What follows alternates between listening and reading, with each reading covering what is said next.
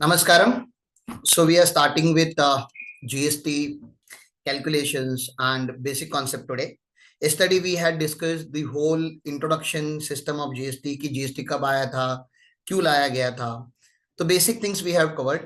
तो यहाँ से क्या क्या हो गया हमारा. तो overview of taxation system in India we have already discussed in direct tax and अगर आप लोगों को यहाँ से पढ़ना है तो एक बार देख लीजिए. Then genesis of GST in India. तो इसका ही मतलब होता है कि जीएसटी स्टार्टिंग से कैसे कैसे आया था, कौन से ईयर में इंट्रोड्यूस किया गया था, किसने इंट्रोड्यूस किया, पूरा हिस्ट्री यहाँ पे उन्होंने लिखा हुआ है. फिर मैंने आपको बताया था कि पहले जीएसटी लाने से पहले कॉन्स्टिट्यूशन अमेंडमेंट बिल लाना पड़ा. राइट, बिल आगे जाके एक्ट बन जाता है. तो first they brought the constitution amendment bill 2014, जो एक्चुअली अमेंड होते होते 2016 हो गया था. और जब अच्छा यहाँ पे नंबर आप देख सकते हो, तो जो बिल था तो उसका नंबर 122 था एंड जब पास हुआ तो 101 था. ठीक है, तो आप लोगों को कंफ्यूजन हो जाएगा कि जो बिल प्रेजेंट हुआ था 122 नंबर पे, दिस इज अ नंबर. मतलब उस साल पार्लियामेंट में अगर 122 बिल अगर प्रेजेंट हुए रहेंगे तो उसमें से 101 बिल पे पास हुआ, जो एक्ट बना वो ये कॉन्स्टिट्यूशन अमेंडमेंट एक्ट था. तो बिल का नंबर आगे था, लेकिन आई अज्यूम कि कुछ बिल रिजेक्ट हुए रहेंगे या कुछ बिल को प्रोलॉन्ग किया होगा और जीएसटी को थोड़ा पुश करके पहले उसको अप्रूव कराया होगा, इसलिए जो एक्ट बना उसका नंबर थोड़ा पहले वाला नंबर है. तो एक ऐसा नॉर्मल सा क्वेरी आता है, वो मैंने कवर अप कर लिया यहाँ पे. फिर नरेंद्र मोदी जी ने क्या बोला जीएसटी के ऊपर, it is a win for democratic ethos of India and victory for everyone. GST will improve the way of doing business and definitely the way of doing business has been improved a lot. क्योंकि पहले अगर आपको अगर 28 state में अगर काम करना होता था तो 28 स्टेट का लॉ आपको पता होना था. अगर आप महाराष्ट्र के चार्टर्ड अकाउंटेंट हो तो आपकी प्रैक्टिस जो होती थी वो खाली महाराष्ट्र तक सीमित होती थी. आप गुजरात में प्रैक्टिस कर ही नहीं सकते थे क्योंकि गुजरात का लॉ ही आपको नहीं पता, या केरला में आप प्रैक्टिस नहीं कर सकते क्योंकि वहां का लॉ नहीं पता, या तो फिर वहां का लॉ पता कर लो, लोकल अथॉरिटीज के साथ रिलेशन बना के रखो, वहां पे भी ऑफिस खोल के रखो. तो ऐसा बहुत सारा कॉम्प्लिकेशंस था उस जमाने में, जो सब कुछ अभी टेकन केयर हो चुका है. पूरे देश में हमारे पास अभी एक ही लॉ है, एक ही वेबसाइट है, सब कुछ एक ही सोर्स के थ्रू होता है. तो बहुत ज्यादा ease of doing business actually improvise हो चुका है. फिर अरुण जेटली सर ने क्या बोला, GST is not an and, it is a start of journey. ठीक है ना, अभी 2017 में जो हुआ है वो शुरुआत है जीएसटी का एक बेस्ट वर्जन लाने का. And India is still under that particular phase जहां पे अभी तक best version of GST implement नहीं हुआ है. So what is the best version of GST. तो जो ओरिजिनल प्रपोज वर्जन था वो कुछ ऐसे था कि कोई अगर सप्लायर है, कोई एक बिजनेस है ना, एक ट्रेडर है, इंडस्ट्री है, मैन्युफैक्चरर है, तो ये हमेशा हर महीने सेल्स करते रहेगा. ठीक है ना, हर महीने ये क्या बुक करते रहेगा, टर्नओवर बुक करते रहेगा, सेल्स सप्लाई करते रहेगा. ये जो टर्नओवर है, it was suppose to be uploaded in the form GSTR 1. ठीक है ना, इसको अपलोड करना था जीएसटीआर 1 में. जीएसटीआर 1 का ड्यू डेट जो था, जो ओरिजिनल लॉ में जो ड्यू डेट था वो 10th था, अभी उसको बढ़ा के 11th किया गया है. लेकिन आप ओरिजिनल लॉ की मैं बात बता रहा हूँ, 10th ऑफ ईच मंथ. ठीक है ना, तो हर महीने के 10 तारीख तक ये अपलोड हो जाना चाहिए. सर अभी ये जो गुड्स थे वो किसी ने बाय किए होंगे ना किसी ने बाय किए होंगे. तो ये बायर हो गया, रेसिपिएंट हो गया. तो सप्लायर ने सेल किया तो बायर ने परचेस किया. तो पहले एक जमाने में क्या होता था, जो पहले का जो सिस्टम था, वैट का सिस्टम या एक्साइज का सिस्टम, वहां पे अगर आपने परचेस किया तो आपको खुद को ही एंट्री दिखानी पड़ती थी. लेकिन अभी सप्लायर ने आपका नाम डाला हुआ है, आप बी टू बी सेल करते हो. इसको बी टू बी सेल मतलब क्या है, ये भी जो है वो कंज्यूमर नहीं है, ये भी व्यापारी ही है ना. बिजनेस में होता कैसे है, बिजनेस में साइकिल कैसे चलती है, मैन्युफैक्चरर 1 होता है, फिर मैन्युफैक्चरर 2 होता है, मैन्युफैक्चरर 3 होता है. ठीक है ना, मतलब ये अलग अलग ये कंपोनेंट बनाता है, ये बड़े बड़े कंपोनेंट बनाता है, और ये मैन्युफैक्चरर 3 उन कंपोनेंट्स को असेंबल करके प्रोडक्ट बनाता है. तो जैसे अगर आप कार मैन्युफैक्चरिंग की बात करोगे तो इसमें तो मैन्युफैक्चरर कम से कम 20-25 आ जाएंगे.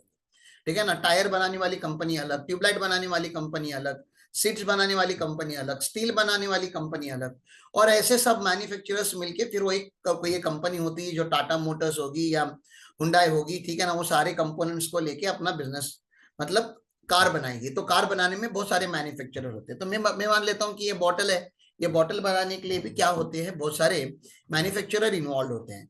फिर मैन्युफैक्चरर के बाद क्या आ जाता है, मैन्युफैक्चरर से प्रोडक्ट बन गया, फिनिश प्रोडक्ट बन गया मार्केट में जो यूज होने वाला है, तो फिर उसको बोला जाता है डिस्ट्रीब्यूटर. ठीक है ना, अब इसको किसके पास दिया जाता है प्रोडक्ट को? डिस्ट्रीब्यूटर के पास। अब डिस्ट्रीब्यूटर ये प्रोडक्ट किसको देगा? होलसेलर को देगा। होलसेलर प्रोडक्ट किसको देगा? ये होलसेलर ये प्रोडक्ट रिटेलर को देगा। ठीक है, तो रिटेलर किसको देगा? रिटेलर कंज्यूमर को देगा। तो आप समझ सकते हो ना, यहां से यहां जो भी ट्रांजैक्शन हो रहे हैं इसको B2B ट्रांजैक्शन बोला जाता है, बिजनेस टू बिजनेस। क्योंकि इन्होंने खाली व्यापार करने के लिए गुड्स परचेस किए थे, ये लोग कंज्यूमर नहीं है। और GST is the consumption based tax. Consumption based tax मतलब जीएसटी भरना था, जीएसटी भरना था इसको जो कंज्यूमर है उसको। तो मुझे अगर कोई गुड्स अगर कंज्यूम करना है, मुझे अगर कोई सर्विस एंजॉय करनी है, तो जीएसटी का बर्डन मेरे सर पे आना चाहिए। ठीक है ना। लेकिन जीएसटी एक मल्टी पॉइंट लेवी सिस्टम है, वो सब कुछ समझाऊंगा अभी आपको, वही पॉइंट है मेरा। लेकिन मैं आपको B2B समझा रहा हूँ। ये सारे के सारे लोग B2B ट्रांजैक्शन कर रहे हैं। B2B ट्रांजैक्शन कर रहे हैं मतलब every customer is not a consumer. Please understand, every consumer is a customer. ये तो समझ में आ रहा है? आपके दुकान में अगर कंज्यूमर आया तो आपका कंज्यूमर भी है और कस्टमर भी है। कंज्यूमर और कस्टमर सेम होना मतलब क्या? तो मैंने ये पेन परचेस किया और मेरे कंजम्पशन के लिए परचेस किया, मेरे यूज के लिए परचेस किया, तो मैं हो गया कस्टमर, मैं हो गया कंज्यूमर। लेकिन इन सब लोगों ने जब गुड्स परचेस किए थे तो उन्होंने गुड्स परचेस कंजम्पशन के लिए नहीं किए थे, व्यापार करने के लिए, बिजनेस करने के लिए, सप्लाई करने के लिए किए थे। That's the reason they are not consumer but they are your customer. ठीक है ना। आपके कस्टमर तो है, आपसे माल तो लिया उन्होंने, लेकिन वो कंजम्पशन के लिए नहीं लिया। तो याद रखिए, every consumer is a customer but every customer need not to be consumer, ऐसे आप याद रखो। तो I am so sorry, GST का जब आप अंडरस्टैंडिंग डेवलप कर रहे हो तो आपको एक बात याद रखनी पड़ेगी कि जीएसटी जो है वो कंजम्पशन बेस्ड टैक्स है। जो कंज्यूमर है ही वाज सपोज्ड टू पे द टैक्स। ठीक है, तो यहाँ पे B2B सप्लाई हुआ है। B2B सप्लाई हुआ है मतलब ये आपके सामने जो है वो भी एक व्यापारी है, आपने सेल किया, इसने परचेस किया, तो ये यहाँ पे क्या बुक हो जाएगा मुझे बताइए?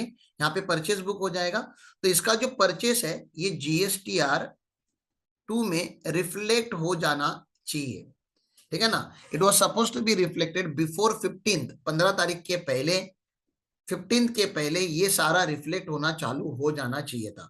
तो सेल्स का डेटा कहां पे मिलता है? GSTR 1 में। और परचेस का डेटा या इनपुट का डेटा कहां पे मिलता है? इनपुट या परचेस का डेटा कहां पे मिलता है? GSTR 2 में। I am telling you the standard GST system जो आना चाहिए थोड़े टाइम के बाद आएगा। ठीक है ना। तो जीएसटी में सेल्स का जो डेटा होता है वो फीडअप किया जाता है, सिस्टम को देना पड़ेगा डेटा। लेकिन परचेस का डेटा सिस्टम को फीड करने की जरूरत नहीं है। बताइए क्यों जरूरत नहीं है? तो उन्होंने क्या किया, GSTR 2 को बना दिया 2A। क्या बना दिया? GSTR 2 को क्या बना दिया? 2A। ए का मतलब होता है ऑटो पॉपुलेटेड। ए का मतलब क्या होता है? Auto populated. ऑटो मतलब क्या सर? अरे भैया, किसी ने अगर सेल्स का डेटा बुक किया है तो वहां पे लिखा जाता है कि उसने सेल्स किसको किया। ठीक है ना। तो अगर ये राम है तो राम ने सेल अगर शाम को किया था, तो शाम के बुक में आपको परचेस बुक करने की जरूरत नहीं है। राम ने सेल बुक किया ना, राम ने जब सेल किया तो शाम का डेटा डाल दिया था वहीं पे जीएसटी नंबर के साथ कि भैया शाम ने परचेस किया, तो यहाँ पे ऑटोमेटिकली पॉपुलेट हो जाता था data. That is GSTR 2A। ठीक है ना। तो 2 का 2A बना दिया उन्होंने। और फिर अच्छा, ये 15 तारीख तक होने वाला था। और फिर क्या होगा? फिर सर जीएसटी की लाइबिलिटी भी तो भरनी पड़ेगी उस महीने में जो नेट जीएसटी आता होगा। तो जैसे पकड़ लीजिए, आपके पास आपका आउटपुट लाइबिलिटी जो है, आपका आउटपुट लाइबिलिटी जो है वो 20,000 का है। ठीक है ना। लेकिन इनपुट क्रेडिट जो है आपके पास वो 12,000 का है, आईटीसी जिसको आप बोलते हो। आउटपुट लाइबिलिटी 20,000 का है, मतलब लाइबिलिटी 20,000 का था, करंट लाइबिलिटी 20,000 का था। और करंट असेट जो आपके पास वो 12,000 का है, मतलब आपको 8,000 रुपया गवर्नमेंट को भी देना बाकी है कैश में। ये आप कैश में दोगे तो ये सब आपको देना था GSTR 3 में। ठीक है ना। ये कहां पे देना था? GSTR 3। तो पहले जब जीएसटी ओरिजिनली आया तब 3 ही रिटर्न होने वाले थे। GSTR 1 में सेल्स का डेटा, GSTR 2 में परचेस का डेटा, और GSTR 3 में परचेस और सेल्स का समरी, और जो एडिशनल टैक्स भरना होता है वो दिखाना था। और ये GSTR 3 जो था वो आपको 20 तारीख तक अपलोड करना था, मतलब एवरी मंथ का 20 पे। तो आपने जनवरी में सेल किया तो फेब के 20th तक आपको उसका सारा पेमेंट वगैरह जीएसटी का समरी फाइल करके हो जाना चाहिए। ऐसा ओरिजिनल लॉ है। इसका थोड़ा मुझे यूज होगा इसलिए मैंने आपको ये बताया। अभी क्या हो चुका है, हम ठीक है GSTR 1 के जगह पे हम GSTR 1 ही फाइल करते हैं। ठीक है ना। लेकिन जो परचेस का डेटा होता है अभी हम 2B से देखते हैं, 2A से नहीं देखते, 2B से देखते हैं। टू बी क्या होता है वो सब कुछ हम बात करेंगे, लेकिन आप समझिए कि हमें जो आईटी से लेना होता है वो टू बी से लेना पड़ता है, और हम जीएसटीआर 3 जो था वो नहीं हो पा रहा है, सिस्टम रन नहीं कर पा रहा है ओरिजिनल जीएसटीआर 3 को, तो 3 का एक ऑल्टरनेटिव निकाला उन्होंने 3B, ठीक है ना। 3 का एक ऑल्टरनेटिव क्या निकाला गया, 3B। तो अभी हम क्या भरते हैं, 1 भरते हैं, 2B भरते हैं और 3B होता है, ठीक है। 2B भरते नहीं है, 2B एक ऑटोमेटिक स्टेटमेंट है, हम खाली उसको वेरीफाई करते हैं, और 3B में एक्चुअली पेमेंट किया जाता है, ठीक है ना। तो ये 3 फॉर्म अभी आज के तारीख में लाइव है। उसमें भी जो जीएसटीआर 1 है वो पहले उसका ड्यू डेट 10 तारीख हुआ करता था, अभी उसका 11th है। जो 2B है वो 14th तक आपका रेडी हो जाता है, और 20 तारीख के आसपास आपको 20th के आसपास जीएसटीआर 3B फाइल करना होता है। आज तारीख क्या है, आज 15 तारीख है। अभी हमारे जो क्लाइंट्स है सबका 2B आज ऑफिस में वेरीफाई होगा कि जितना हमें आईटी से मिलना था उतना मिला है कि नहीं, और कल से हमारे जो क्लाइंट्स है उनको जीएसटी का एमआईएस जाना चालू हो जाएगा कि आपका इस मंथ में इतना परचेस था, इतना आपकी लाइबिलिटी बनती है, सॉरी इतना सेल्स है, सेल्स के ऊपर इतनी आपकी लाइबिलिटी बनती है, इतना आपका परचेस 2B में रिफ्लेक्ट हो रहा है, और उसके ऊपर आपको सो एंड सो अमाउंट का क्रेडिट मिलेगा। आपकी लाइबिलिटी क्रेडिट से ज्यादा है तो जितना एक्स्ट्रा पैसा आपको भरना है उतना आप कैश में मतलब बैंक ट्रांसफर आप कर दीजिए जीएसटी पोर्टल पे। तो this is what it is, ये ऐसे चलने वाला था। ओके, तो साहब ये जीएसटी का एक सिस्टम मैंने आपको बता दिया, स्टैंडर्ड सिस्टम, ठीक है। जीएसटी की बातें इंडिया में चालू हुई 2000 साल में, 2006 में जो फिनेंस मिनिस्टर है, जब कांग्रेस की गवर्नमेंट थी, उन्होंने बोल दिया जीएसटी लेकर आएंगे। 2014 में जो कॉन्स्टिट्यूशनल अमेंडमेंट बिल था वो भरा गया कि बाबा कॉन्स्टिट्यूशन को चेंज करना पड़ेगा। 2016 में वो अमेंडमेंट हो चुका, कॉन्स्टिट्यूशन चेंज हो चुकी, फिर काउंसिल का फॉर्मेशन हो गया, फिर बहुत सारी चीजें हो गई, बहुत सारे एक्ट बन गए, और एक्ट बनते बनते बनते जीएसटी को लॉन्च करते करते जो तारीख आई वो है 1 जुलाई 2017, जिसका वीडियो मैंने आपको लास्ट लेक्चर में दिखाया था। एक्चुअली 1 जुलाई 2017 हम बोलते हैं, लेकिन 30 जून की रात के 12 बजे वो जीएसटी लॉन्च किया गया था। जम्मू एंड कश्मीर का प्रॉब्लम ऐसा है कि जम्मू एंड कश्मीर तभी जो था वो हमेशा इनडायरेक्ट टैक्सेस को लेके उसको एक स्पेशल पावर थी कि गवर्नमेंट ऑफ इंडिया ने या पार्लियामेंट ने अगर कोई लॉ पास किया, वो लॉ जम्मू एंड कश्मीर में अप्लाई करना है या नहीं करना है ये उनका इंडिपेंडेंट चॉइस था। वो अभी है नहीं, ठीक है ना। वो आर्टिकल 370 वगैरह सब अभी वो सब नलीफाई कर दिया गया, लेकिन जिस जमाने में जीएसटी है उस जमाने में उनके पास पावर था। तो उन्होंने 1 हफ्ते का टाइम लिया, यू वोंट बिलीव, पूरे देश ने जीएसटी 1 जुलाई पे अप्लाई करा लिया, लेकिन जम्मू एंड कश्मीर में जीएसटी जो था वो 8 जुलाई से अप्लाई किया गया, ठीक है ना, 8 जुलाई से। तो they took their time to understand and approve the bill कि हाँ चलो जम्मू एंड कश्मीर में भी जीएसटी लगेगा। तो एमसीक्यू एग्जाम के लिए अगर आप प्रिपेयर करते हो कोई भी एग्जाम के लिए, तो आपके लिए एक एमसीक्यू होता है कि भैया जीएसटी लॉन्च कब हुआ। तो पूरे इंडिया में जीएसटी लॉन्च हुआ 1 जुलाई को, जो सबको पता है 1 जुलाई 2017 पे, लेकिन जम्मू एंड कश्मीर में जीएसटी लॉन्च हुआ 8 जुलाई पे। एंड उसके बाद मैंने बताया कि अभी तक 52 काउंसिल के मीटिंग हुए हैं, मतलब जो ओरिजिनल लॉ आया था अब तक 52 टाइम्स अमेंड हुआ है, और हर महीने almost every month they will conduct the meeting, और हर बार जीएसटी लॉ में कुछ ना कुछ चेंजेस आते हैं, आने ही चाहिए। और ऐसे मुझे लग रहा है 3 से 5 साल और जाएगा मेरे एक रफ कैलकुलेशन के हिसाब से।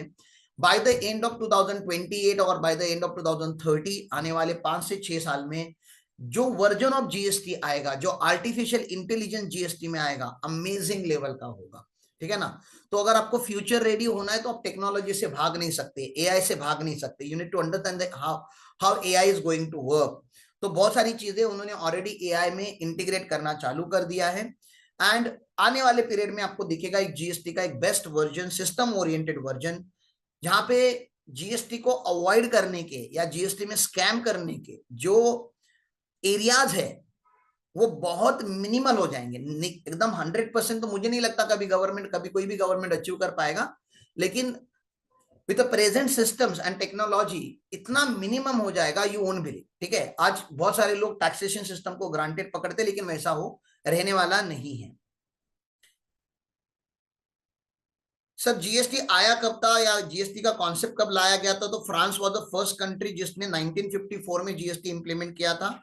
आज के तारीख में मोर देन 160 कंट्रीज जो है वो जीएसटी फॉलो करती है। तो आप समझ रहे हो क्या, आप इंडिया का अगर जीएसटी पढ़ते हो तो मोटा मोटी आप 160 देशों का इनडायरेक्ट टैक्स सिस्टम समझते हो। That's a power of GST, ठीक है ना, जो 160 देशों में होता है। ऑब्वियसली सारे जो मेजर डेवलप कंट्रीज है वो सभी इसमें कवर हो जाएंगी, मतलब जिनके साथ इंडिया व्यापार करता होगा या जहां पे इंडिया की कोई कंपनीज होंगी या उन देशों की कंपनीज इंडिया में व्यापार करती होंगी, उनके देशों में जो है वो जीएसटी चालू हो चुका है और हमारे देश में जीएसटी चालू नहीं था।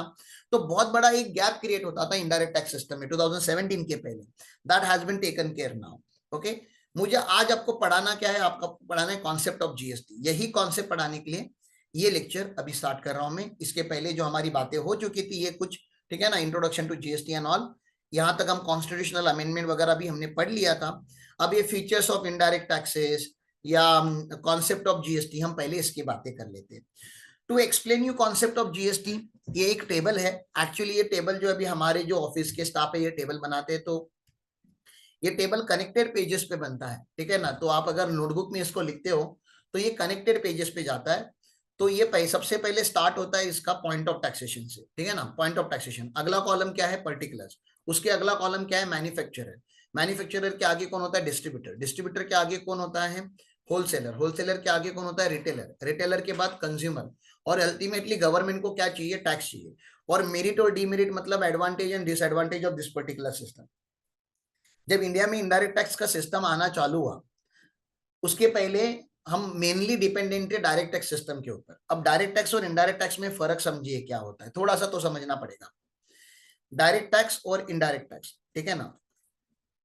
डायरेक्ट टैक्स जो होता है वो पर्सन्स के ऊपर होता है, लोगों के ऊपर होता है, कंपनीज के ऊपर होता है, मतलब आपको पर्सन बनना पड़ेगा। इनडायरेक्ट टैक्स जो होता है वो गुड्स एंड सर्विसेज के ऊपर होता है। तो ये पहला डिफरेंस आपको समझना है। डायरेक्ट टैक्स आज इंडिया में 142 करोड़ लोग हैं, ठीक है ना, उसके हार्डली 2% या 3% लोग क्या भर रहे हैं, डायरेक्ट टैक्स पे करते हैं। हार्डली 3%, क्योंकि 5 लाख के ऊपर आपको इनकम दिखाना पड़ता है, then only you are liable to pay taxes. तो मुझे बताइए, और अभी जो अगले साल का जो सिस्टम है उसमें आपको कम से कम 7 लाख 7.5 लाख के आसपास आपको इनकम दिखाना पड़ेगा, तब जाके टैक्स एक्चुअली अप्लाई होगा, नहीं तो 7 सवा 7 लाख तक तो टैक्स लगता ही नहीं है। तो उसके वजह से hardly 3% population are paying taxes, मतलब 4 साढ़े 4 करोड़ लोगों के आसपास लोग टैक्स भर रहे हैं। कितना बर्डन आता होगा उन 4 करोड़ लोगों के ऊपर, आप समझ लीजिए। 4 करोड़ लोगों को, 142 करोड़ लोगों को पालना है, ठीक है ना। तो दैट इज अ बर्डन, क्योंकि इंडिया में गरीब लोगों की क्वांटिटी ज्यादा है। गरीब के बाद फार्मर लोगों, मतलब फार्मर अमीर तो है लेकिन फार्मर टैक्स नहीं भरते क्योंकि एग्रीकल्चर इनकम के ऊपर एग्जम्पशन है। और मोर देन 50% पॉपुलेशन आज भी हमारा एग्रीकल्चर बेस से आता है। तो 50% लोग तो उसमें चले गए, 20-30% लोग गरीब, मतलब वो बिलो पावर्टी लाइन या पावर्टी लाइन के आजू बाजू में आते हैं। और 10-15% लोग तो कमाते हैं लेकिन वो टैक्स के चोर है, ठीक है ना, वो टैक्स भरते ही नहीं, भरना चाहिए था but they don't pay tax. ऐसा करते करते करते लास्ट में वो 3% 4% लोग जो बचते हैं वो भी थोड़ा बहुत मैनिपुलेट करके भरते हैं। मतलब ऐसा भी नहीं है कि 3% लोग जो टैक्स भर रहे हो, जो जेन्युइन अमाउंट ऑफ टैक्स आना चाहिए वो पे कर रहे हैं, they are paying very less amount of tax and they deserve to be manipulative. क्यों? क्योंकि यार आप सोचो ना, इतने बड़े देश में खाली 3% लोग अगर टैक्स भरेंगे तो देश का डेवलपमेंट कैसे होगा। लेकिन इनडायरेक्ट टैक्स कौन भरता है? इनडायरेक्ट टैक्स आप 100% पॉपुलेशन भरता है, 100% पॉपुलेशन, ठीक है ना। डायरेक्ट टैक्स आपने पढ़ा होगा तो वहां पे रेसिडेंट नॉन रेसिडेंट की भी कॉन्सेप्ट है। हम रेसिडेंट से ज्यादा टैक्स लेते हैं और नॉन रेसिडेंट से आइडियली टैक्स नहीं लेते या बहुत कम अमाउंट ऑफ टैक्स लेते हैं। इनडायरेक्ट टैक्स में रेसिडेंट नॉन रेसिडेंट, अमीर गरीब भिखारी, दे डोंट डिस्टिंग्विश, क्योंकि जो भी गुड्स एंड सर्विस को कंज्यूम करेगा, अगर आज हम सब ने पार्ले जी खाया, आपने भी पार्ले जी खाया, मैंने भी पार्ले जी खाया, कोई एक बेगर है उसने भी पार्ले जी खाया, कोई एक अमीर है उसने भी खाया, हम सब लोग आज same amount of tax government को देंगे। Please try to understand that. इसलिए 100% पॉपुलेशन जो कंज्यूमर है आज देश में, जो लोग गुड्स कंज्यूम करने वाले हैं, उनको टैक्स होता है। इंसान पैदा होने के बाद उसको 25-26 साल की उम्र तक जाना पड़ता है तो बिकम इनकम टैक्स का पेयर। मतलब टैक्स पेयर बनने के लिए कम से कम 25 से 30 साल उसको मेहनत करनी पड़ती है। स्कूल जाना पड़ेगा, कॉलेज जाना पड़ेगा, 2-4 जॉब करने पड़ेंगे, बिजनेस करना पड़ेगा, कुछ ना कुछ करेगा। तो एज के 30-35 के आसपास वो एक्चुअली टैक्स पेयर बनने का चांसेस उसके बढ़ जाते हैं। मतलब आधी उम्र जाने के बाद इंसान टैक्स पेयर बनता है डायरेक्ट टैक्स में। इनडायरेक्ट टैक्स में जब आप पैदा होते हो, जब आपको जिस टॉवेल में आपको लपेटा होगा पहली बार पैदा होने के बाद, उस टॉवेल से लेके जब मरने के टाइम पे कफन रखा जाता है आपके ऊपर, ठीक है ना, वहां तक इनडायरेक्ट टैक्स चलता है, ठीक है ना। तो पैदा होने से लेके मरते दम तक जो भी गुड्स एंड सर्विसेज कंज्यूम की जाती है उसके ऊपर इनडायरेक्ट टैक्स लगता है। तो इनडायरेक्ट टैक्स का मुझे खाली आपको बताना क्या है, डायरेक्ट टैक्स का जो बेस है, बेस मतलब जो टैक्स पेयर है वो बहुत कम होते हैं, और इनडायरेक्ट टैक्स का जो बेस है, जो टैक्स पेयर्स है वो बहुत ज्यादा होते हैं, ठीक है ना। तो this is what you need to understand. Direct tax को प्रोग्रेसिव टैक्स बोला जाता है। प्रोग्रेसिव मतलब higher the income higher the tax, higher the income higher the tax, आप जितना ज्यादा इनकम कमाओगे उतना ज्यादा टैक्स भरोगे। इनडायरेक्ट टैक्स को रिग्रेसिव बोला जाता है। रिग्रेसिव का मतलब क्या होता है कि भैया आपका इनकम लेवल कुछ भी हो, ठीक है ना, अगर आज आप आईफोन लेते हो 1 लाख रुपए का और आप 18,000 का जीएसटी भरते हो और आपका एनुअल इनकम 10 लाख है, तो मुझे बताइए 18,000, हाँ कितना परसेंटेज होता है? 18,000 नहीं, 1 लाख कर लेता हूँ ना, 10 लाख ज्यादा हो गया, आप आर्टिकल समझो। हाँ, आपका एनुअल इनकम 1 लाख रुपए और आपने 18,000 का जीएसटी भरा है, अभी कितना ईएमआई वगैरह पे आपने लिया या घर वालों से पैसे लेके लिया है, तो कितना टक्का आपने टैक्स भर दिया? आपने 18% of your income you have paid the tax, isn't it. लेकिन किसी का इनकम 10 लाख रुपए है, किसी का इनकम क्या है 10 लाख रुपया, और उसने आईफोन ले लिया, तो उसने कितना परसेंट टैक्स भरा? उसने भी 18,000 ही भरा, लेकिन उसने परसेंटेज ऑफ टैक्स कितना भरा? आपने 18% ऑफ योर इनकम टैक्स भरा, ठीक है ना। यहाँ पे 1.8% उसने टैक्स भरा। सर किसी का इनकम 100 लाख है तो उसने कितना टैक्स भरा? सर किसी का इनकम 100 लाख है और उसने अगर 18,000 का अगर आईफोन ले लिया तो उसने 0.118 टैक्स भरा ना। मतलब आप समझते हो क्या हो रहा है? टैक्स सेम भरा जा रहा है, टैक्स सेम है, लेकिन जैसे जैसे आपका लेवल ऑफ इनकम बढ़ते जाएगा, जैसे जैसे लेवल ऑफ इनकम बढ़ते जाएगा, वैसे वैसे जो इंसिडेंस ऑफ टैक्स है आपके ऊपर, या जो बर्डन ऑफ टैक्स है आपके ऊपर, या जो पेन है आपके टैक्स भरने का, वो कम होते जाएगा परसेंटेज में।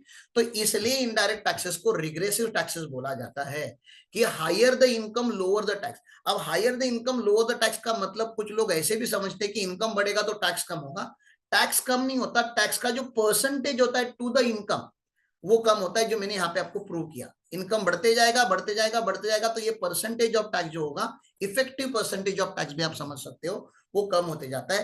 That's the reason it is called as regressive system of taxation, ठीक है। फिर और क्या है सर डायरेक्ट टैक्स और इनडायरेक्ट टैक्स में डिफरेंट? डायरेक्ट टैक्स का एडमिनिस्ट्रेटिव जो है वो सीबीडीटी के पास है, central board of direct tax के पास है। इसका जो एडमिनिस्ट्रेशन है वो सीबीआईसी के पास है। So for a student is concern, direct tax never ending है, इनफाइनाइट है, ये चलते रहता है चलते रहता है चलते रहता है। मैं 2008 से पढ़ रहा हूँ, मेरा आज तक खत्म नहीं हुआ, ठीक है ना। इनडायरेक्ट टैक्स का स्टार्ट है तो कहीं तो एंड भी है, क्योंकि ये नया लॉ है, नया कानून है जीएसटी, ठीक है ना। एक सीमित सीमित गुड्स एंड सर्विसेज के ऊपर लगता है, तो ये कभी ना कभी स्टार्ट करोगे तो कभी ना कभी ये खत्म भी हो जाएगा। तो you will have fair knowledge of indirect taxes in less amount of time. Direct tax पढ़ने के लिए बहुत ज्यादा टाइम लगता है, समझने के लिए और ज्यादा टाइम लगता है, और याद रखने के लिए और ज्यादा टाइम लगता है, ठीक है ना। तो प्लीज अंडरस्टैंड कीजिए, डायरेक्ट टैक्स एक ओशियन है, ये ठीक है, एक तो छोटा सा पॉन्ड है, आप समझ लीजिए। वैसे तो किसी भी टैक्स सिस्टम को अंडर एस्टिमेट नहीं करना चाहिए, लेकिन कंपेरेटिवली मैं बात कर रहा हूं, direct tax is greater than, और डायरेक्ट टैक्स का जो कंटेंट है वो बहुत ज्यादा होता है। 750 से 800 तो सेक्शन है इसके लॉ में, ठीक है ना। और एज अ स्टूडेंट आपको नहीं बोल के यहाँ पे 5 से 6,000 पेज पढ़ने पड़ते हैं एज अ स्टूडेंट, ठीक है। एज अ प्रोफेशनल तो छोड़ ही दो, अनलिमिटेड है, लेकिन एज अ स्टूडेंट आपको मिनिमम 5,000 पेजेस पढ़ने पड़ते हैं, तब जाके डायरेक्ट टैक्स समझना चालू हो जाता है, ठीक है। इनडायरेक्ट टैक्स आपका 1,000-1,200 पेज में हो जाता है, तो 20% of that, 20% of direct tax अगर आप पढ़ते हो, 20% ऑफ एफर्ट डालते हो, तो इनडायरेक्ट टैक्स खत्म हो जाता है। 300 से 350 घंटे का आपको कोचिंग लेना पड़ता है यहाँ पे, तब जाके डायरेक्ट टैक्स समझना चालू होता है। यहाँ पे आप 100 से लेके 150 आवर्स में इनडायरेक्ट टैक्स खत्म कर सकते हो, पढ़ के कोचिंग लेके, ठीक है। तो ये सारी बातें मैंने बता दी आपको कि भैया ये डायरेक्ट टैक्स और इनडायरेक्ट टैक्स का मेजरली फर्क क्या है। तो आपको अभी ये टेबल समझना है, और इस टेबल के थ्रू समझना है कि जीएसटी ने क्या किया, देश में ऐसा क्या किया। तो जब ओरिजिनली इनडायरेक्ट टैक्स सिस्टम किसी ने इन्वेंट किया होगा, और हमारे देश में इंडिया में पहली बार जब इनडायरेक्ट टैक्स सिस्टम आया होगा, तो उन्होंने बोला कि इनडायरेक्ट टैक्स जो होगे ना, वो जो मैन्युफैक्चरर होते हैं ना उनसे हम लेंगे। इंडिया में मैन्युफैक्चरर बहुत कम होते हैं ना, इकोनॉमिक 3 पार्ट में डिवाइड होती है, पता है कि नहीं? हाँ, प्राइमरी होता है सेक्टर, फिर सेकेंडरी होता है, और फिर टर्टियरी होता है। 3 सेक्टर में होता है फर्स्ट सेक्टर। तो हमारा प्राइमरी क्या है? एग्रीकल्चर। एग्रीकल्चर से हम टैक्स लेते हैं क्या? ना डायरेक्ट टैक्स ना इनडायरेक्ट टैक्स। जो टर्टियरी सेक्टर है, जो लास्ट सेक्टर है, वो सर्विस सेक्टर है, ठीक है ना। और सर्विस सेक्टर से भी हम ज्यादा उम्मीदें नहीं रखते थे। तो जो सेकेंडरी सेक्टर है वो इंडस्ट्री है, इंडस्ट्री मतलब मैन्युफैक्चरर्स है। और इंडिया में बहुत ज्यादा मैन्युफैक्चरर नहीं थे, तो जो पहला इनडायरेक्ट टैक्स लगा था वो एक्साइज ड्यूटी लगा था, ठीक है ना। इंडिया में सबसे पहले जो इनडायरेक्ट टैक्स सिस्टम आया वो काइंड ऑफ एक्साइज ड्यूटी था, जो मैन्युफैक्चरर से लिया था, प्रोडक्शन ऑफ गुड्स के ऊपर लगाया जाता था। तो उन्होंने देखा कि यार बाहर के देशों में सेल्स टैक्स भी चालू हो चुका है। हाँ, सेल्स टैक्स चालू हो चुका है, मतलब एक तो है कि वो क्या करते हैं, मैन्युफैक्चरर से टैक्स लेते हैं, और मैन्युफैक्चरर के बाद बहुत सारे लोग इन्वॉल्व है सिस्टम में जो सेल करते हैं, सेम प्रोडक्ट परचेस करते बेचते, परचेस करते बेचते, they are not manufacturer, they are trader, ठीक है ना। तो उनसे कोई टैक्स नहीं लेता है, तो बाहर के देशों में इंटरनेशनली सेल्स टैक्स आना चालू हो गया। तो गवर्नमेंट ऑफ इंडिया को भी लगा कि अपन लोग भी क्या लेते हैं, एक सप्लाई के ऊपर या सेल्स के ऊपर टैक्स लगाना चालू कर देते हैं। उस टैक्स का नाम सेल्स टैक्स था, ठीक है ना। अब ये स्टेट लेवल पे था तो इसको स्टेट सेल्स टैक्स बोला जाता था। और जो सेंट्रल गवर्नमेंट लेती थी, एक स्टेट से दूसरे स्टेट में माल जाएगा तो मारामारी हो जाएगी ना दोनों स्टेट में। गुजरात से अगर महाराष्ट्र में जाएगा, महाराष्ट्र से कर्नाटका में जाएगा तो मारामारी हो जाएगी। तो सेंट्रल गवर्नमेंट बोलता था जब भी इंटर स्टेट सप्लाई होगा तो सीएसटी लगेगा, सेंट्रल सेल्स टैक्स लगेगा। प्लीज अंडरस्टैंड करो। तो स्टेट सेल्स टैक्स था और सेंट्रल सेल्स टैक्स था। मैं आपको हिस्ट्री बता रहा हूं। सर हिस्ट्री का हमारा कुछ लेना देना है क्या? जी नहीं। लेकिन अगर आप हिस्ट्री नहीं समझोगे तो आप जो अभी का प्रेजेंट इनडायरेक्ट टैक्स सिस्टम है इंडिया का, उसको आप अप्रिशिएट नहीं करोगे। थोड़ा तो आप अप्रिशिएट करो। हल्की फुल्की हिस्ट्री बताऊंगा आपको और उससे आपको समझाने का ट्राई करूंगा कि जीएसटी लाना क्यों इंपॉर्टेंट था हमारे देश में, ठीक है। तो सबसे पहले जो इनडायरेक्ट टैक्स का सिस्टम, सेल्स टैक्स का सिस्टम जो बना, ये सेल्स टैक्स था। इसका नाम क्या था? सेल्स टैक्स, ठीक है ना। वो उन्होंने लाया first point tax. First point tax मतलब सेल बार बार होगा ना, बहुत बार सेल होगा। मैन्युफैक्चरर से डिस्ट्रीब्यूटर तक गया, सेल हो गया। डिस्ट्रीब्यूटर से होलसेलर पे गया, सेल हो गया। होलसेलर से रिटेलर पे गया, सेल हो गया। रिटेलर से कंज्यूमर पे गया, सेल हो गया। मुझे बताइए सबसे आसान क्या है, किससे टैक्स रिकवर करना आसान है? मैन्युफैक्चरर से, डिस्ट्रीब्यूटर से, होलसेलर से, रिटेलर से कि कंज्यूमर से? किससे टैक्स लेना आसान है? गवर्नमेंट ऑफ इंडिया के हिसाब से सोचिए। अभी इनडायरेक्ट टैक्स का सिस्टम इंडिया में स्टैब्लिश हुआ नहीं है, बहुत ज्यादा ऑफिसर्स नहीं है, बहुत ज्यादा गवर्नमेंट के पास पैसा नहीं है, सेल्स टैक्स की बिल्डिंग हर सिटी में नहीं है, मेन मेन सिटीज में ही है। तो मुझे आप बताइए सेल्स टैक्स की रिकवरी कौन से पर्सन से ज्यादा इजी होगी? बताइए किससे इजी होगी? मैन्युफैक्चरर, डिस्ट्रीब्यूटर, होलसेलर, रिटेलर, किससे? इंडिया में ज्यादा लोग कौन होंगे? मैन्युफैक्चरर ज्यादा होंगे कि डिस्ट्रीब्यूटर ज्यादा होंगे? डिस्ट्रीब्यूटर ज्यादा होंगे। तो ज्यादा लोगों से टैक्स रिकवर करना इजी था क्या?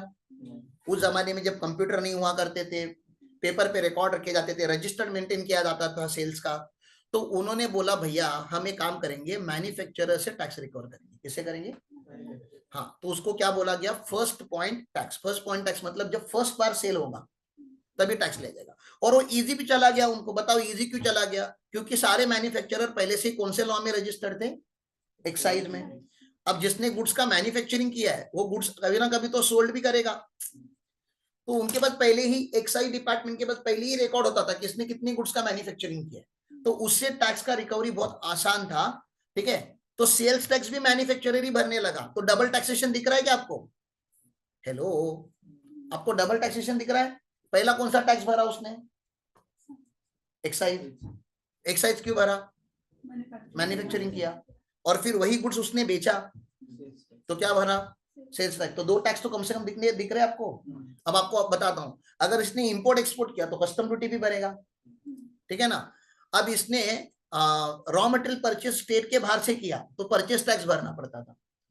और आपकी जो नगर पंचायत की सीमा होती है उसमें अगर एंट्री करना होता है तो एंट्री टैक्स भरना पड़ता था।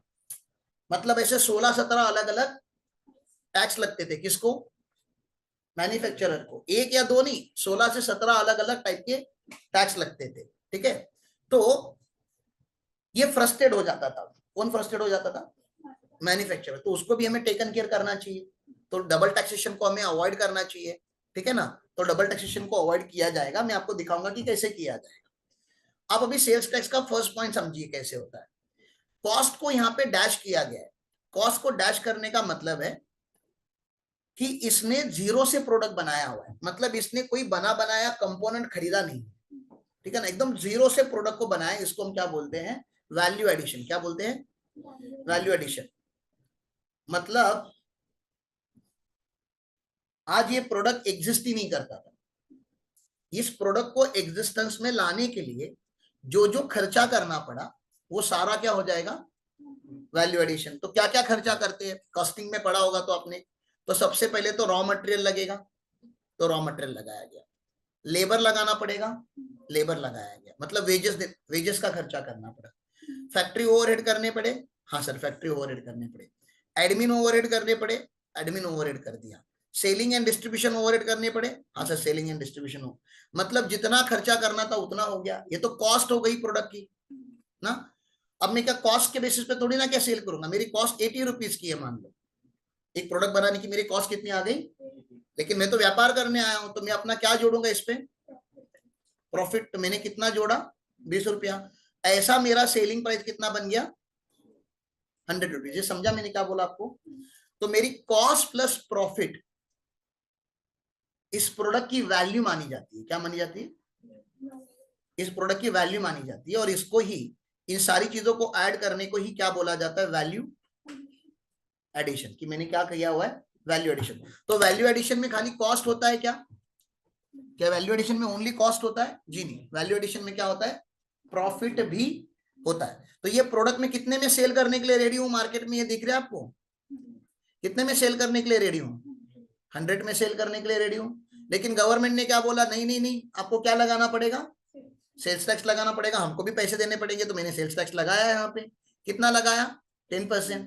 अब 100 का 10% कितना होता है, 10 रुपीज। तो मेरा इनवॉइस प्राइस कितने का बन गया, 110। कोई मुझे इसकी जर्नल एंट्री बता देगा क्या, जर्नल एंट्री क्या आएगी इसकी, बैंक अकाउंट डेबिट, बैंक में कितना पैसा आएगा, लेकिन मेरा इनकम कितना होगा, सेल्स कितना हुआ है मेरा, 100 का ही मेरा इनकम। तो ये मेरा इनकम है ना, मेरा इनकम कितने का हुआ, 100 का ही हुआ। लेकिन मुझे तो जीएसटी भी भरना है ना, सेल्स टैक्स भी भरना है, सेल्स टैक्स भी लिया था, ये 10 रुपया मेरी क्या है, तो टू सेल्स टैक्स कितना लिया मैंने, और ये मेरी क्या है, करंट लाइबिलिटी, लाइबिलिटी नहीं बोलेंगे, क्या बोलेंगे इसको, करंट लाइबिलिटी। तो आगे जाके क्या होगा, आगे जाके क्या होगा, ये सेल्स टैक्स मुझे भरना पड़ेगा डिपार्टमेंट को, तो भरूंगा तो ये क्या क्या एंट्री मारूंगा, सेल्स टैक्स डेबिट ना, 10 रुपए का, 10 रुपए का डेबिट हो गया, 10 लाख जो भी समझ लीजिए आप, टू बैंक अकाउंट, पैसे चले गए। तो गवर्नमेंट को कितना मिला, 10 ना, समझ में आ रहा है, मुझे कितना मिला, 100। तो मेरा इनकम टैक्स कितने पे कंप्यूट होगा, 100 पे, 100 मतलब 100 इनकम माना जाएगा। लेकिन मैंने आपको क्या बोला, 80 रुपीज का मैंने खर्चा किया है, तो 100 रुपीज कमाया और 80 रुपीज का खर्चा किया, तो प्रॉफिट कितना बच गया, 20 रुपीज का ना। तो इनकम टैक्स इस 20 रुपीज के ऊपर लगता है। तो बिजनेसमैन कभी कभी ये भी बोलता है, ये क्या बात हो गई कि मैं जीएसटी भी भरूंगा और इनकम टैक्स भी भरूंगा, हाँ भरना पड़ेगा। नहीं नहीं, ये तो डबल टैक्सेशन, ये डबल टैक्सेशन नहीं, इसको डबल टैक्सेशन नहीं बोल सकते। आपकी डायरेक्ट टैक्स भी भरना पड़ रहा है, और क्या भरना पड़ रहा है, डायरेक्ट टैक्स आप अपने इनकम में से भरते हो डायरेक्टली। डायरेक्ट टैक्स कहां से भरते हो आप, अपनी इनकम में से, अपने प्रॉफिट में से भरते हो, ठीक है ना। और इनडायरेक्ट टैक्स आपने अपनी जेब में से भरा क्या, मुझे बताइए, इनडायरेक्ट टैक्स आपने किससे लिया, अरे जो आपके दुकान में आया था उससे लिया।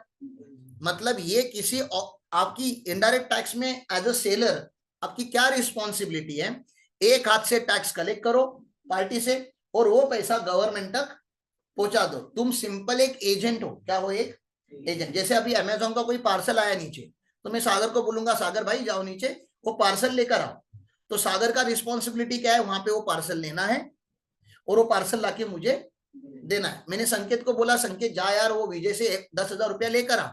तो संकेत क्या करेगा, वहां जाएगा, 10,000 रुपया लेगा और मुझे लाके देगा। क्या ये 10,000 रुपया उसका इनकम है, क्या एक्सपेंस है, ना ही ये उसका इनकम है, ना ही उसका एक्सपेंस है। इसकी एक रिस्पॉन्सिबिलिटी है कि मैंने बोला कि जाके कलेक्ट करके दो। तो इनडायरेक्ट टैक्स आप अपने जेब से नहीं भरते हो, आप इनडायरेक्ट टैक्स पार्टी से कलेक्ट करते हो, आपकी लाइबिलिटी में रखते हो और फिर आप भर देते हो। इतना समझ में आया आपको, ये दिख रहा है आपको यहाँ पे।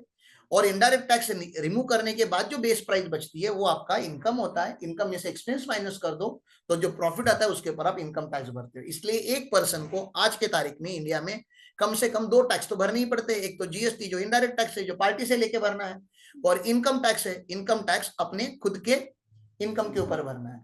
अब इनकम कितना है, मेरे केस में 20 रुपया था। आप बोलोगे नहीं सर मुझे और कम करना है, तो खर्चे और करो, एक्सपेंस और बुक करो, डिप्रिसिएशन मार दो, ये कर दो, वो कर दो, बैंक से लोन लेके इंटरेस्ट दिखा दो, ठीक है। तो प्रॉफिट मैनेज किया जाता है, यहां तक ठीक है। इनवॉइस वैल्यू, अभी किसने परचेस किया था ये आइटम किसने परचेस किया? डिस्ट्रीब्यूटर ने। डायरेक्टली मैन्युफैक्चरिंग में से तो जाके नहीं खरीदते ना, आप पार्ले जी मैन्युफैक्चरिंग में जाके खरीदते हो क्या? नहीं, आप कभी भी कोई भी प्रोडक्ट फैक्ट्री में से नहीं लेते, ठीक है ना, क्योंकि पूरे इंडिया में सप्लाई चेन बनाना पड़ेगा ना। मैन्युफैक्चरर तो एक ही है, कार बनाने वाली कंपनी होंडा एक ही है, लेकिन पूरे देश भर में कार मिलनी चाहिए, ठीक है। तो होता कैसे, मैन्युफैक्चरर के बाद गुड्स किसको दिया जाता है? डिस्ट्रीब्यूटर को। तो डिस्ट्रीब्यूटर का खर्चा कितना हुआ बताइए जल्दी आप? अरे डिस्ट्रीब्यूटर का खर्चा कितना हुआ? 110 ना, 110 हुआ। तो इसकी एंट्री क्या आएगी? परचेस है ना, परचेस की एंट्री क्या आएगी डिस्ट्रीब्यूटर के बुक में? बताइए, purchase account debit 110 to bank, और पैसे दिए नहीं होंगे तो टू क्रेडिटर ना, 110। ये समझ में आ रहा है आपको? बस इतनी ही एंट्री है इसकी। तो ये परचेस कर दिया। अब परचेस करने के बाद मुझे बताइए, ये भी तो वेयर हाउसिंग का, ट्रांसपोर्टेशन का, हाँ, वर्किंग कैपिटल इसका जो ब्लॉक होता है उसका पैसा, इसका अपना प्रॉफिट मार्जिन, ये भी तो ऐड करेगा। तो डिस्ट्रीब्यूटर भी तो 4 पैसे कमाएगा। तो डिस्ट्रीब्यूटर ने भी वैल्यू एडिशन किया। ये दिख रहा है आपको यहाँ पे डिस्ट्रीब्यूटर का कॉलम, कॉलम दिख रहा है आपको ये डिस्ट्रीब्यूटर का। तो डिस्ट्रीब्यूटर के लिए कॉस्ट कितना था? मैन्युफैक्चर से कितने में खरीदा? 110 में। और उसने अपना वैल्यू एडिशन कितना किया? 90। ये 90 में क्या क्या है? ये 90 में कॉस्ट भी है और प्रॉफिट भी है, मतलब इसने जो एडिशनल कॉस्ट इनकर किया वो है और उसका प्रॉफिट भी है। ये समझ में आ रहा है आपको? तो डिस्ट्रीब्यूटर कितने में बेचने के लिए रेडी है गुड्स बताइए? 200 में। और डिस्ट्रीब्यूटर टैक्स लगाएगा क्या बताइए? डिस्ट्रीब्यूटर उस जमाने में टैक्स लगाता क्या था? ये जमाना बहुत पुराना बता रहा हूं मैं। डिस्ट्रीब्यूटर टैक्स नहीं लगाएगा। क्यों नहीं लगाएगा? हम कौन सा लेवी पढ़ रहे हैं? First point. फर्स्ट पॉइंट मतलब जब फर्स्ट टाइम सेल हुआ तभी टैक्स लगेगा, उसके आगे कभी भी टैक्स नहीं लगेगा। तो डिस्ट्रीब्यूटर को टैक्स नहीं लगा। तो डिस्ट्रीब्यूटर ने 200 रुपए में बेचा और 200 रुपए उसको आए। सेल्स की एंट्री बताइए यहाँ पे क्या आएगी? परचेस 110 में किया था ना, तो सेल्स कितने में कर रहा है? 200 में। तो एंट्री क्या आएगी? बैंक अकाउंट डेबिट या डेटर अकाउंट डेबिट, ठीक है ना। कितना लेना है तो उसको पार्टी से 200 रुपया टू सेल्स अकाउंट कितना? 200 रुपया। ये समझ में आ रहा है आपको? परचेस की एंट्री और सेल्स की एंट्री। परचेस की एंट्री क्या होती है? Purchase account debit to creditor account या बैंक अकाउंट। और सेल्स की एंट्री क्या होती है? Debtor account debit to sales account. फिर आगे जाके क्या होगा? Bank account debit to debtor account ना, पैसे रियलाइज हो जाएंगे। यहां तक समझ में आ रहा है? अब इसने किसको बेचा होगा? डिस्ट्रीब्यूटर ने माल किसको बेचा? होलसेलर को। डिस्ट्रीब्यूटर के आगे कौन होता है? अब जैसे समझ लीजिए एक मैन्युफैक्चरर है जो ऑल ओवर इंडिया लेवल पे मैन्युफैक्चरिंग करता है। डिस्ट्रीब्यूटर जो है वो महाराष्ट्र लेवल का है, एक स्टेट का एक डिस्ट्रीब्यूटर रखा। होलसेलर अपने एक जिले का है, कोल्हापुर का एक क्या हो गया? होलसेलर है, ठीक है ना। और तुम्हारे गडिंग तुम्हारे शहर में जो है वो कौन है? रिटेलर है। समझ में आ रहा है? माल कैसे आएगा ऊपर से नीचे तक? तो होलसेलर के आगे कौन है? नहीं, होलसेलर के लिए कॉस्ट कितना है? 200 रुपए का, ठीक है ना। तो परचेस की एंट्री मारनी पड़ेगी ना इधर। क्या आएगा होलसेलर के लिए एंट्री? जल्दी बोलो। परचेस अकाउंट डेबिट 200, ठीक है ना, टू क्रेडिटर ना, उधारी पे लिया है उसने या बैंक पैसे दिए होंगे तो कितना? 200। अब ये भी तो व्यापारी है, ये अपना वैल्यू एडिशन करेगा कि नहीं? इसकी भी अपनी कॉस्ट होगी, ऑफिस होगा, स्टाफ होगा, मार्केटिंग की होगी, हाँ, वेयर हाउसिंग रखा होगा, तो ये भी अपनी कॉस्ट और अपना प्रॉफिट भी जब जोड़ेगा तो ये भी अपना वैल्यू एडिशन करेगा। तो इसने कितने का वैल्यू एडिशन किया? 80 रुपीज का। आप देख सकते हो मैंने वैल्यू एडिशन 10-10 रुपए से कम करते जा रहा हूँ, ठीक है ना। पहले में मैंने 100 रुपीज का वैल्यू एडिशन रखा था, फिर मैंने कितना किया? 90। अब मैंने कितना कर रहा हूँ?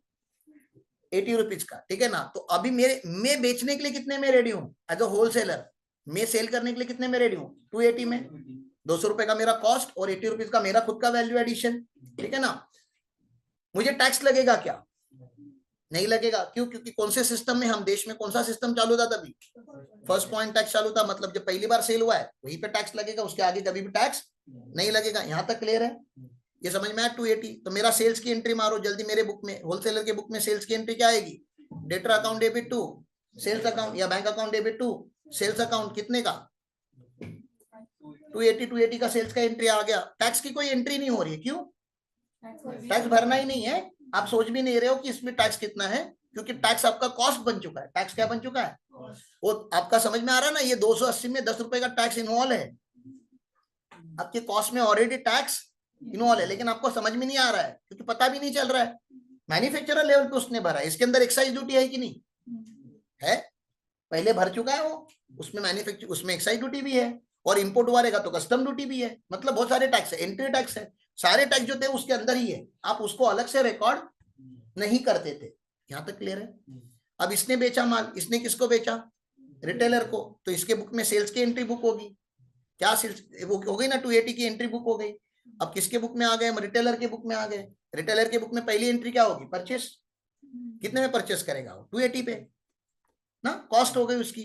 फिर क्या करेगा, purchase account debit to creditor account, purchase account debit to कितना, 280 में ना, उसने किया purchase account debit to creditor account, 280 का इसका परचेस हो गया, ये दिख रहा है आपको।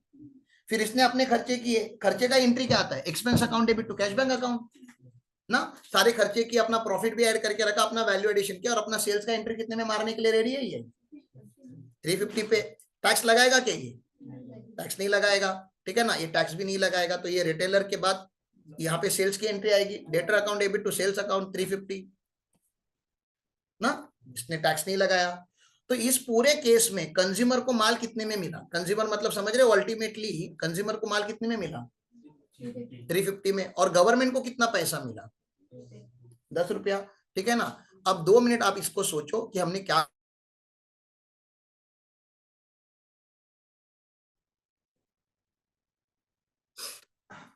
तो फर्स्ट पॉइंट सिस्टम का बेनिफिट क्या हो गया, गवर्नमेंट को बेनिफिट क्या हुआ कि टैक्स इवेजन बहुत कम था यहाँ पे। टैक्स इवेजन क्या था, ये स्पेलिंग मिस्टेक है, टैक्स इवेजन क्या था,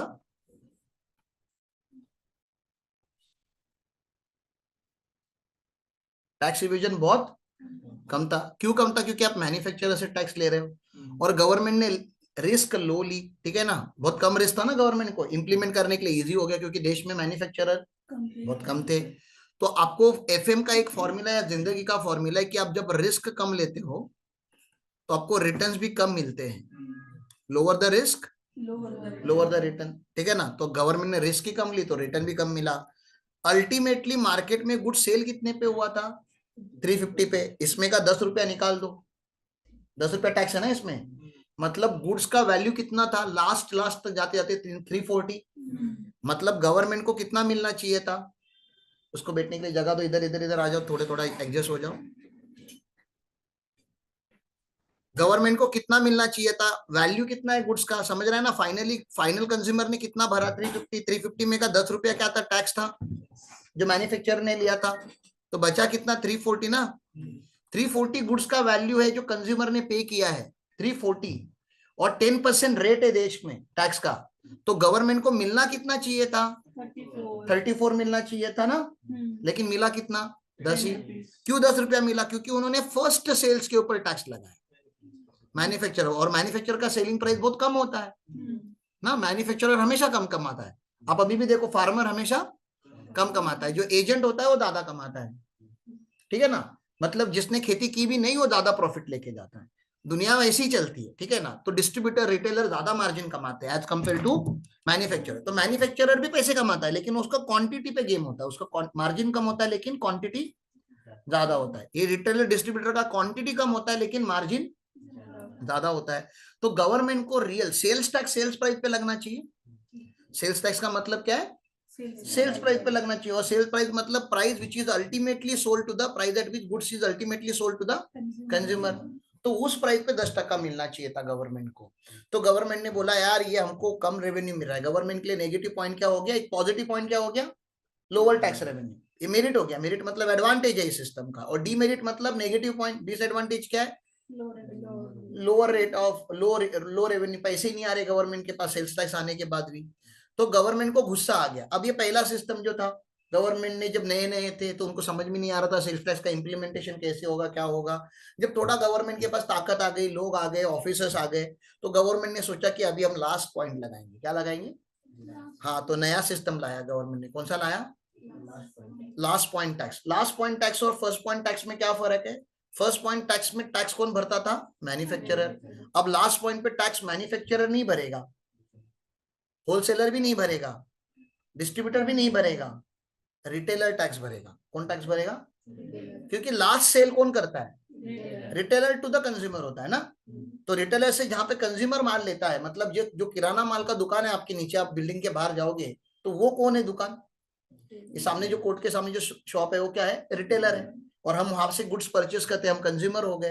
तो उससे गवर्नमेंट टैक्स एक्सपेक्ट कर रहा है। मुझे आप बताइए तो कैसे चलेगा ये सिस्टम, कैसे चलेगा? तो मैन्युफैक्चरिंग लेवल पे तो उसके पहले कोई था नहीं, हमने अज्यूम किया। तो जितना भी था टोटल वैल्यू एडिशन हो गया इसका 100 रुपीज का। वैल्यू एडिशन में कॉस्ट भी है और क्या है? प्रॉफिट भी है। और ये सेल करने के लिए कितने पे रेडी है? 100 रुपीज पे। और ये सेल भी कितने पे करेगा? 100 पे। सेल्स की एंट्री क्या आएगी? जल्दी जल्दी बताओ। आज आपको सेल्स की एंट्री तो याद हो ही जानी चाहिए। मैन्युफैक्चरर के लिए सेल्स की एंट्री क्या आएगी? डेटर अकाउंट डेबिट या बैंक अकाउंट डेबिट। डेटर या बैंक अकाउंट डेबिट कितना?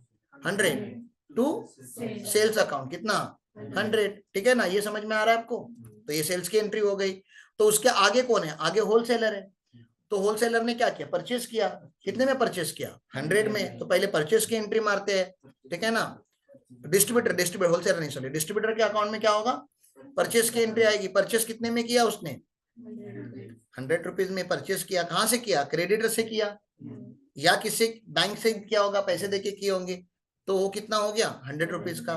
फिर उसने भी अपने खर्चे किए रहेंगे, तो एक्सपेंस अकाउंट डेबिट करते जाएगा वो। Expense account debit to bank account, expense account debit to bank account, expense account debit to payable account. खर्चा करते गया करते गया करते गया, और अपना प्रॉफिट मार्जिन भी रखेगा। तो उसके लिए वो क्या करेगा? अभी सेल्स करेगा। तो उसका वैल्यू एडिशन कितना हुआ? 90 रुपीज का। 90 रुपीज में उसका कॉस्ट भी है, उसकी प्रॉफिट भी है। तो वो रेडी है कितने में सेल करने के लिए? 190 में। और उसको टैक्स लगेगा क्या? नहीं।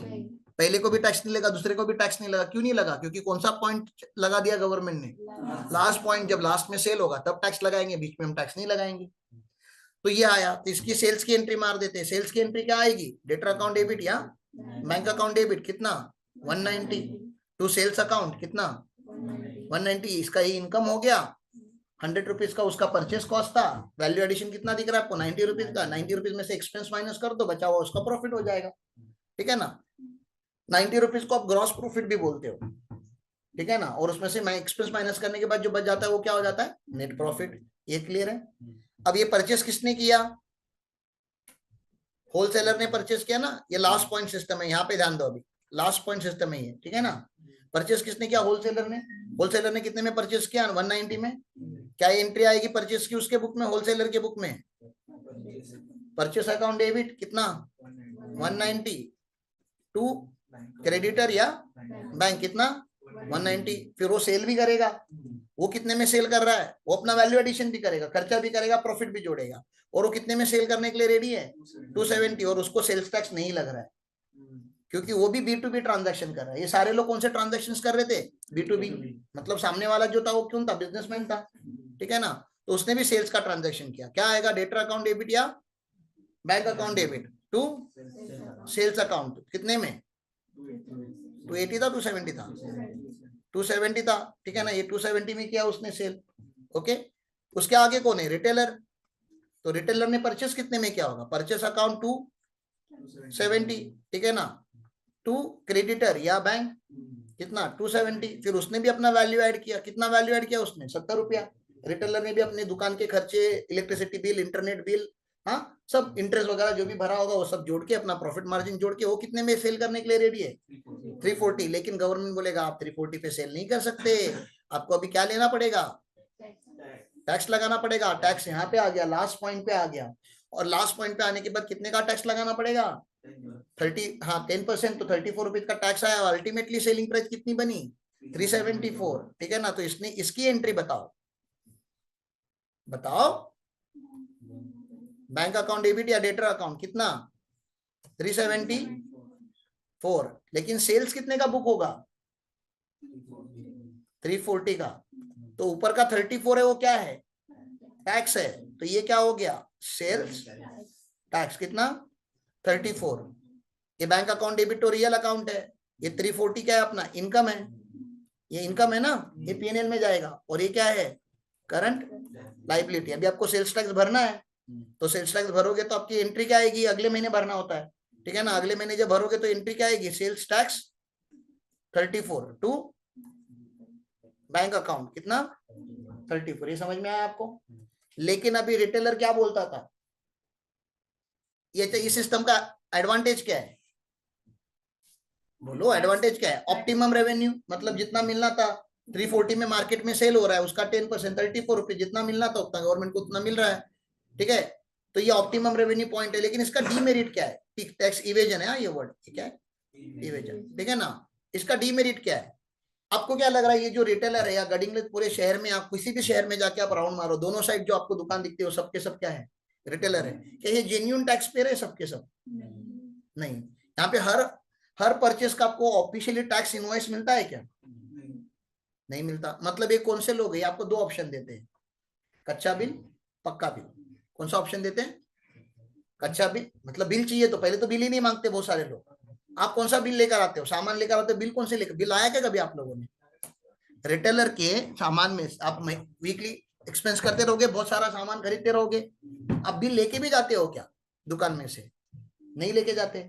अब बिल लेके नहीं जाते, इसका क्या मतलब हो गया? वो टैक्स लगाएगा कि नहीं लगाएगा सेल्स के ऊपर? नहीं लगाएगा। रिटेलर के पीछे भी लगा दो फिर गवर्नमेंट को, आसान है क्या? देश में कितने रिटेलर होंगे, कितने शॉप होंगे? क्या रिटेलर्स के पीछे लग के टैक्स लगाना आसान है? आसान नहीं है, बहुत डिफिकल्ट है। टैक्स लगाना भी आसान नहीं है। उनके ऊपर रेड कर देते हैं। कैसे करेंगे रेड? कितने दुकान पे रेड करोगे आप? आगे आगे जाते रहोगे, पीछे पीछे नए नए दुकान ओपन होते रहेंगे। तो गवर्नमेंट को लगा था कि उन्होंने बेस्ट सिस्टम ऑफ टैक्स लाया था और इनके पास बहुत अच्छा टैक्स आएगा। आपको बता दूं, ये पहले जो था वो 10 रुपए जो मिलता था वो भी नहीं मिलना, वो बंद हो गया। मतलब इनका एक्सपेक्टेशन कितना था? 34 रुपीज का। लेकिन जो 10 रुपया मिल रहा था वो भी नहीं मिला। मतलब उस जिस साल ये लास्ट पॉइंट सिस्टम लाया था उस साल गवर्नमेंट को ह्यूज लॉस हुआ। क्योंकि एक तो रिटेलर टैक्स अवेयर्ड पर्सन नहीं, मतलब उसको पता ही नहीं कि टैक्स भरना होता है। और उस टाइम पे ऐसा जैसे मोदी जी आज टीवी पे आके भाषण देते वैसा नहीं होता था कि देश में अगर टैक्स का सिस्टम आया तो सब लोगों को पता चलेगा। अभी क्या बच्चे बच्चे को पता है कि जीएसटी करके कुछ है? ये पहली बार हुआ है हमारे देश में 2017 के बाद। मतलब तुम जैसे लोगों को भी पता है कि जीएसटी मतलब क्या है। उसके पहले के टैक्स के नाम बताओ। 2017 के पहले कौन से टैक्स थे? Excise, VAT, CST, purchase tax, octroi, ये सब के बारे में आपको पता ही नहीं होगा। फर्क ही नहीं पड़ता था। जानना जानने में इंटरेस्टेड ही नहीं रहते थे। अब चलो फिर भी आप कंज्यूमर कैटेगरी के हो, आप व्यापारी भी रहते तभी भी आप जानने के लिए इंटरेस्टेड नहीं। क्योंकि टैक्स की चोरी बहुत आसानी से इंडिया में होती है, होती थी, अभी भी हो रही है, लेकिन जैसे मैंने बताया आने वाले टाइम में नहीं होगी। तो गवर्नमेंट को गुस्सा आया होगा कि नहीं कि हमने इतना अच्छा सिस्टम लगाया, लोगों का भला करने के लिए लगाया, देश का भला करने के लिए हमने टैक्स का सिस्टम लगाया, लास्ट सिस्टम। तो ये दोनों सिस्टम फेल हो गए। First system, first point levy भी फेल हो गया और लास्ट पॉइंट सिस्टम भी फेल हो गया। ये दोनों फेल्ड सिस्टम ऑफ टैक्स थे। तो गवर्नमेंट ने गुस्से में, अब गुस्से में जब भी आप डिसीजन लेते हो गलत ही लेते हो, ठीक है ना? गवर्नमेंट ने गुस्से में एक डिसीजन लिया, मल्टी पॉइंट टैक्स सिस्टम आएगा। क्या आएगा अभी देश में? Multi point tax. Multi point tax मतलब जब जब सेल होगा तब तब टैक्स लगेगा। जब जब सेल होगा तब तब टैक्स लगेगा। ठीक है ना? भरो अभी टैक्स। तो अभी मल्टी पॉइंट सिस्टम समझने का बहुत जरूरी है। यहां से प्रॉब्लम चालू हो गया। इसके ऊपर तक प्रॉब्लम नहीं था हम कॉमन लोगों के लिए। यहाँ पे प्रॉब्लम देखो क्या होने वाला है। वही मैन्युफैक्चरर, उसका कॉस्ट जीरो मैंने पकड़ लिया, वैल्यू एडिशन लिया कितना? 100 रुपीज का। सेल हुआ कि नहीं? अभी ये सेल होगा कि नहीं? प्रोडक्ट होगा। तो जब जब सेल होगा तब तब क्या लगेगा? टैक्स लगेगा। तो 10% टैक्स लगाया। मेरा सेल, मेरा वैल्यू था 100 रुपीज, गवर्नमेंट ने बोला नहीं नहीं नहीं हमारा भी लगा उस पे 10 रुपया। तो मेरी इनवॉइस वैल्यू कितनी हो गई? इनवॉइस प्राइस कितनी होगी? 110। एंट्री बता सकते हो क्या मैन्युफैक्चरर के बुक में? सेल्स की एंट्री बता सकते हो मैन्युफैक्चरर के बुक में? क्या है ये एंट्री? बैंक अकाउंट डेबिट या डेटर अकाउंट डेबिट, कितना? 110। टू सेल्स अकाउंट कितना? 100। टू सेल्स टैक्स ना रे, सेल्स टैक्स कितना? 10। ये क्या है? लाइबिलिटी। ये क्या है? इनकम। समझा? ओके। उसके आगे कौन है? आगे कौन है? होलसेलर है, डिस्ट्रीब्यूटर है, सॉरी डिस्ट्रीब्यूटर है। डिस्ट्रीब्यूटर का कॉस्ट कितना हो गया? देखो ना कितना दुकान में देकर आया, 110। ठीक है ना? तो उसकी एंट्री बताओ, डिस्ट्रीब्यूटर की एंट्री बताओ, परचेस की एंट्री। परचेस अकाउंट कितना? 110। टू क्रेडिटर या टू बैंक कितना?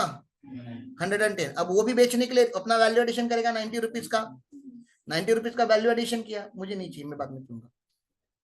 ठीक है ना। 110 90 रुपीज का वैल्यू एडिशन किया तो कितने में बेचने के लिए रेडी है वो? 200। लेकिन गवर्नमेंट ने क्या बोला? मल्टी सिस्टम, जब जब सेल होगा तब तब क्या लगेगा? टैक्स लगेगा। तो ये कितना टैक्स लगाया उसने? 20 रुपीज का टैक्स लगाया। समझ में आ रहा है कि मैं क्या बता रहा हूँ आपको? 20 रुपीज का टैक्स लगाया। तो इसकी सेल्स की एंट्री बताओ, बैंक अकाउंट डेबिट या डेटर अकाउंट डेबिट, कितना आएगा? 220। इसका इनकम कितना होने वाला है? टू सेल्स कितना? 200। और एक सेल्स टैक्स कितना भरेगा गवर्नमेंट को? 20 रुपीज का। ये लाइबिलिटी है और ये इनकम है। समझ में आ रहा है आपको? बार बार बता रहा हूं ताकि याद हो जाए आपको, ठीक है। ये 220 आना चाहिए ना यहाँ पे, टाइपिंग एरर है। कितना आना चाहिए? 220। 200 में 20 रुपीज ऐड किया, कितना आ गया? 220। अब मुझे बताओ होलसेलर का क्या हो गया? हाँ, ये मल्टी सिस्टम है। होलसेलर के हाथ में क्या हो गया? जल्दी बताइए, कॉस्ट कितना हो गया? 220। एंट्री क्या आएगी होलसेलर के लिए? बताइए, परचेस की एंट्री बताइए होलसेलर की। परचेस अकाउंट डेबिट कितना? 220। टू क्रेडिटर या टू बैंक कितना? 220। अब ये भी क्या करेगा? अपनी वैल्यू एडिशन करेगा 80 रुपीज की। 80 रुपीज का वैल्यू एडिशन किया, वो बेचने में कितने के लिए रेडी है? 300 में बेचने के लिए रेडी। गवर्नमेंट ने क्या बोला? नहीं नहीं, आपको भी क्या लगाना पड़ेगा? टैक्स लगाना पड़ेगा। तो उसने टैक्स लगाया, 10% का टैक्स लगाया। कितना आ गया? 30 रुपीज। तो ये टोटल कितना आ गया? 330। ये समझ में आ रहा है आपको? हाँ, तो ये यहाँ पे सेल्स की एंट्री आएगी। अभी क्या आएगी एंट्री? बैंक अकाउंट डेबिट या डेटर अकाउंट डेबिट? बैंक या डेटर अकाउंट डेबिट कितना? 330। इसका इनकम कितना? टू सेल्स कितना बुक होगा? 300। और जो लाइबिलिटी है, सेल्स टैक्स लाइबिलिटी है, वो कितनी आ गई? 30। ये लाइबिलिटी है और ये इनकम है। समझ में आ रहा है आपको? परचेज सेल्स की एंट्री। अब अल्टीमेटली कौन बच गया? रिटेलर। रिटेलर के लिए कॉस्ट कितना हो गया? 330। तो रिटेलर का बुक की एंट्री, रिटेलर के बुक में एंट्री क्या आएगी? रिटेलर के बुक में एंट्री आएगी sir purchase account 330। To creditor या टू बैंक कितना? 330। ठीक है ना। अब रिटेलर भी सेल कर रहा है, रिटेलर अपनी वैल्यू एड कर रहा है 70 रुपीज, और वो 400 पे सेल करने के लिए रेडी है। लेकिन गवर्नमेंट ने बोला नहीं नहीं नहीं, टैक्स लगाओगे, आप भी टैक्स लगाओगे। कितना? 40 रुपीज का। ठीक है ना। और आप सेल कितने पे करोगे? 440 पे सेल करोगे। ठीक है ना। तो एंट्री मारो सर, बैंक अकाउंट डेबिट या डेटर अकाउंट डेबिट। यूजुअली जो रिटेलर होता है वो कैश में से बेच करता है, तो उसके यहाँ पे बैंक ही आता है यूजुअली। ठीक है ना। लेकिन फिर भी चलो, बैंक अकाउंट या डेटर अकाउंट कितना? 440। सेल्स कितने का बुक होगा? 400 का। और सेल्स टैक्स लाइबिलिटी कितने की बुक होगी? 40 रुपीज की। ये समझ में आ रहा है आपको? अब गवर्नमेंट को मिला कितना? मैन्युफैक्चरर ने 10 रुपया दिया, डिस्ट्रीब्यूटर ने 20 रुपया दिया, होलसेलर ने 30 दिया, और रिटेलर ने अगर दिया तो 40 दिया। मतलब गवर्नमेंट को कितना मिल गया? 100। गवर्नमेंट बोलता है हाईएस्ट रेवेन्यू, पार्टी ही पार्टी गवर्नमेंट के यहाँ पे ना, मजे ही मजे उनके, बहुत बढ़िया टैक्स मिल गया। लेकिन आम जनता मरेगी कि नहीं? क्यों आम जनता मरेगी? जो चीज पहले आम जनता को मिलती थी, जब फर्स्ट पॉइंट था ना, जब फर्स्ट पॉइंट सिस्टम चलता था, तो आम जनता को, कंज्यूमर को ये प्राइस ये कितने पे मिलती थी? 350 पे। 350 पे वो गुड्स मिलता था हमें, और गवर्नमेंट को तभी 10 रुपया मिलता था। फिर वही प्रोडक्ट आम जनता से मिलने लगा 340 में। आम जनता को कितने में मिलने लगा? 340। अब वो लोगे 374 पे। वो तो तभी ना जब पक्का बिल लोगे था। कच्चा बिल तो 340, पक्का बिल 374। चलो ठीक है, बिल वाला भी ट्रांजैक्शन आपने किया, तभी भी प्राइस बढ़ती हुई दिख रही है आपको? प्रोडक्ट वही है, लेकिन देश में टैक्स का सिस्टम चेंज होने से प्रोडक्ट की प्राइस बढ़ गई। प्राइस बढ़ने को महंगाई बोलते हैं, इन्फ्लेशन बोलते हैं। देश में इन्फ्लेशन आ गया। जो आइटम 350 या 340 पे मिलता था, आज वो 440 पे मिलने लगा। लोग आवाज उठाएंगे कि नहीं ना? सडनली 100-150 रुपए से प्राइस चेंज हो गई प्रोडक्ट की पर किलो। मतलब आप अगर 10 किलो लेके जाते हो तो आज आपका 1000 रुपए एक्स्ट्रा जाएगा, क्योंकि देश में क्या चेंज हो गया? टैक्स का सिस्टम चेंज हो गया। तो यहाँ पे डीमेरिट देखो, इन्फ्लेशन बढ़ गया। अब जबकि इन्फ्लेशन बढ़ गया तो लोग इवेजन करेंगे कि नहीं करेंगे? टैक्स की चोरी बढ़ गई, क्योंकि कोई माल परचेस करने के लिए रेडी नहीं है। जैसे रिटेलर की दुकान में आप जाओगे, रिटेलर पूछेगा देखो भैया बिल मांगोगे तो 440, बिना बिल का कितना? 400 रुपये। और इनडायरेक्ट टैक्स की चोरी से डायरेक्ट टैक्स की चोरी ऑटोमेटिकली हो जाती है। कैसे? आपने सेल्स ही छुपा दिया तो आपको इनकम टैक्स भी नहीं लगेगा, क्योंकि आपने इनकम ही छुपा दिया, कैश में पैसे ले लिया आपने। Are you getting this? मतलब डायरेक्ट टैक्स के चोरी की, इनडायरेक्ट टैक्स की चोरी के साथ बाय डिफॉल्ट कौन सी चोरी आ जाती है? डायरेक्ट, मतलब गवर्नमेंट दो जगह से लूज हो रहा है अभी, डायरेक्ट टैक्स में भी रेवेन्यू लूज हो रहा है और इनडायरेक्ट टैक्स का भी रेवेन्यू लूज हो रहा है, क्योंकि देश में टैक्स का सिस्टम ही घटिया सिस्टम बन गया। इस सिस्टम में बहुत ज्यादा प्रॉब्लम थे, ठीक है ना, इस सिस्टम को सुधारना था।